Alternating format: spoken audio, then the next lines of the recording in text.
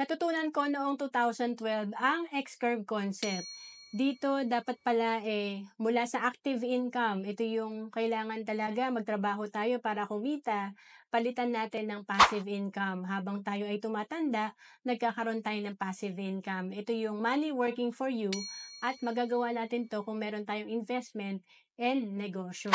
And mahirap kasi na puro nakarely lang tayo sa active income kasi hindi naman habang buhay bata tayo at hindi habang buhay ay may trabaho tayo. So, darating talaga ang time na magre-retire tayo and yung expenses natin or pangangailangan, permanente pa rin.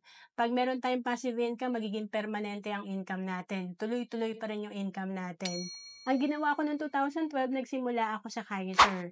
Ito ay 7 years to pay lang and sa sample natin dito, nasa halagang 5,882 per month lang or 58,000 plus per year, meron ka na nitong retirement plan mo na habang ikaw ay nagbabayad, meron kang healthcare and insurance, and pag ikaw naman ay nag 20 years na, halimbawa 30 years old ka ngayon, after 20 years, pwede mo na itong kunin. At dito sa sample natin, pag edad niya ng 60, meron na siyang 3 million fund. Kung may 10% nakita to, meron siyang passive income na 300,000 plus.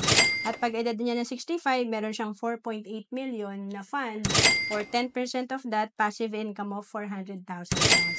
To know more about Kaiser, message mo lang ako sa FB, Ancelis Capistrano.